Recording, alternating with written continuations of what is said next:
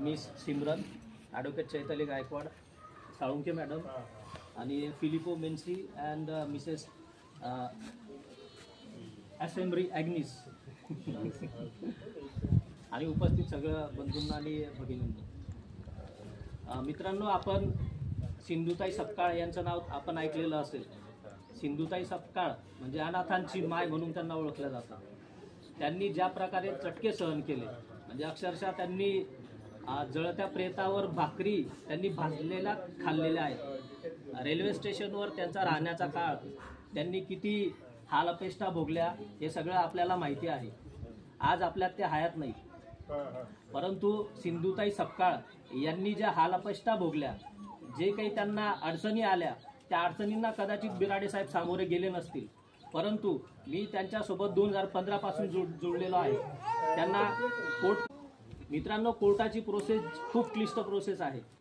आता बऱ्याचदा आम्ही कोर्टात केसेस दाखल करतो, परंतु कोर्टाला बऱ्याचदा ज्युरिडिक्शनच्या पॉईंटवर आम्हाला कन्व्हिन्स करावं लागतं. म्हणजे आता आम्ही 2015 साली मी जेव्हा यांच्याशी जुळलो बिराडे साहेबांशी, त्यावेळेस आमची अचानक भेट झाली.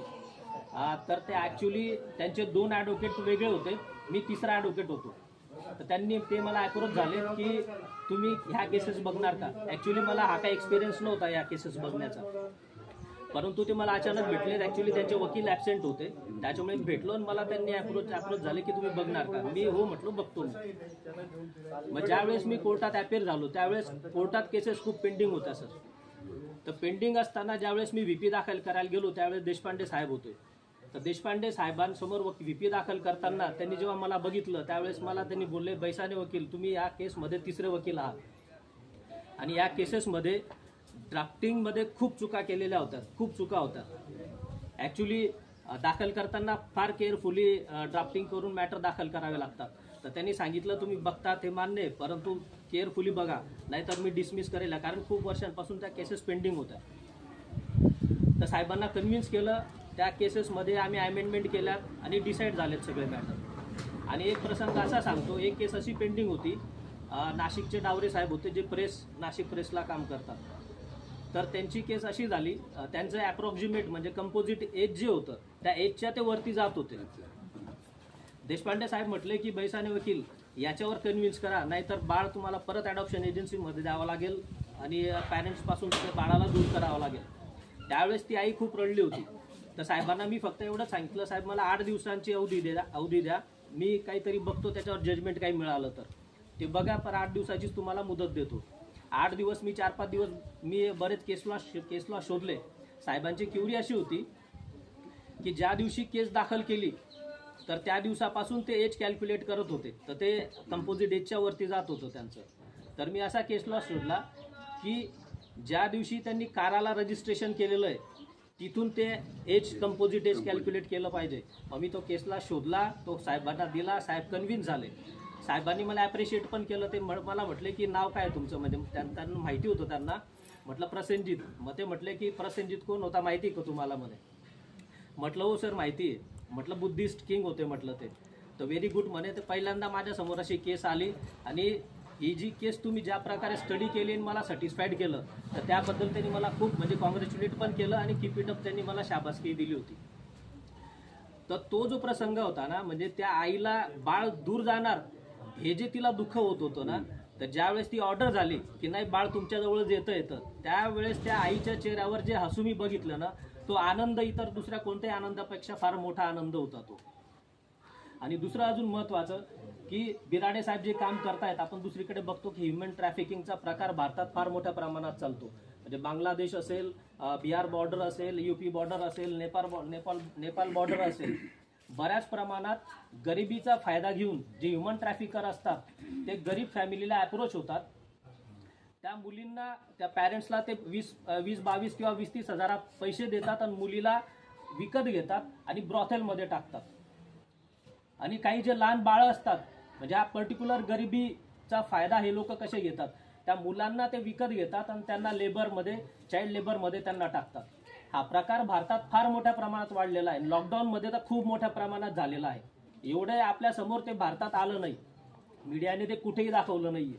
तर अशी परिस्थिती दुसरीकडे असताना बिराडे साहेबांचं आपण जर काम बघितलं तर त्यांना खूप शाबासकी आणि त्यांना कॉंग्रॅच्युलेट करावंसं वाटतं आणि त्यांच्याबरोबर मी नेहमीच राहील. फक्त त्यांना एवढंच मी सांगेल, तुम्हाला लीगल बॅटलमध्ये जी अडचण भासेल तुमच्यासोबत मी नेहमीच राहील. आणि पुन्हा एकदा मी Mr Filippo Mensi and Mrs असेंब्री ॲग्निस यांना कॉंग्रॅच्युलेट करतो. And we are very thankful to adopt the master Sujit because he has no parents. Now you are the parents of that child. So nature will give more and more blessings. Thank you, sir. Thank you. बैसाने अपंग आणि कुष्ठरोगी स्वावलंबन संस्था संचलित शिशुगृह यांच्यासाठी मी काम करतो. म्हणजे चौथं बाळ हे इटलीला ॲडॉप्ट झालेलं आहे. Mister Filippo Mensi and Mrs असेंब्री ॲग्निस हे इटलीचं राहणारं पॅरेंट्स आहे. यांनी सुजित नावाचं बाळ ॲडॉप्ट केलेलं आहे. त्याचं सरेंडर म्हणजे त्याचं हँडओव्हर करण्याचा कार्यक्रम आज हा शिशुगृहात कार्यक्रम ठेवलेला आहे. परंतु त्यांच्या बिझी शेड्यूलमुळे ते काही येऊ शकले नाही. परंतु DCPUचे चव्हाण सर आहेत, त्याच्यानंतर साळुंखे मॅडम आहेत, त्यानंतर शिशुगृहाचे अधीक्षक अतुल बिराडे सर हे पण उपस्थित आहेत. त्याच्यानंतर फॉरेन ॲडॉप्शन एजन्सीचे अधिकारी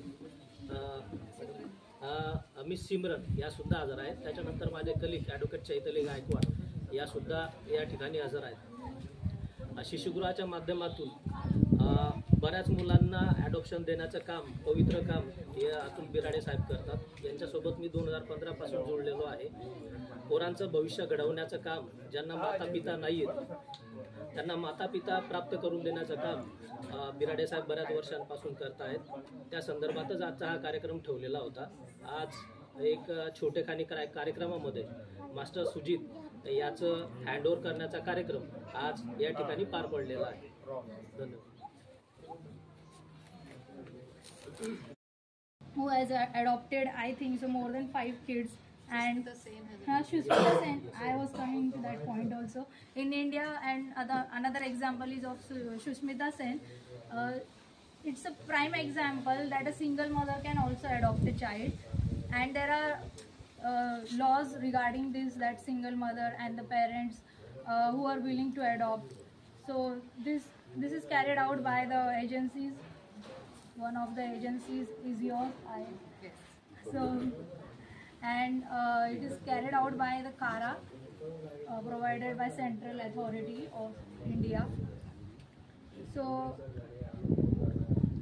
the legal framework of governing adoption in India is primarily regulated by Juvenile Justice Protection Act and Guardians Wards Act. So if you are a Hindu parent and you are willing to adopt, so this is carried out by the Hindu Adoption and Maintenance Act. Okay. Thank you. I am Menci Filippo and I came from Italy, and this is my wife Agnese Assembri, and we are so excited and so happy to adopt our son Sujit, and we will take care of him to the best of our ability.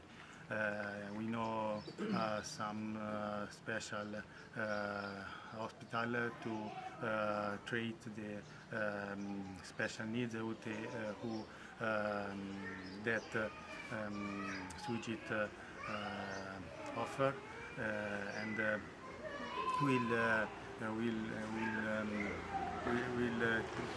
will take to him the whole of love that we can. Thank you, sir. Thank you. नमस्कार, मैं शिशुगृह धुले यहाँ से बोल रहा हूँ.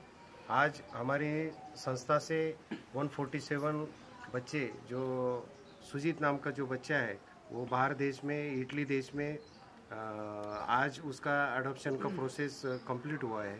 वो कम से कम हमारी संस्था में 2 साल से हमारी संस्था में दाखिल था, और उसके बाद में सब प्रोसेस कंप्लीट करके आज मेहरबान उच्च न्यायालय उनके आदेश प्राप्त करने के बाद में और उसका पासपोर्ट रेडी करने के बाद में आज हम लोग जो इटली से पेरेंट्स आए हैं, एडॉप्टिव पेरेंट्स है, उनको आज ये बच्चा उनके कस्टडी में आज हम लोग सुपुर्द कर रहे हैं। धन्यवाद।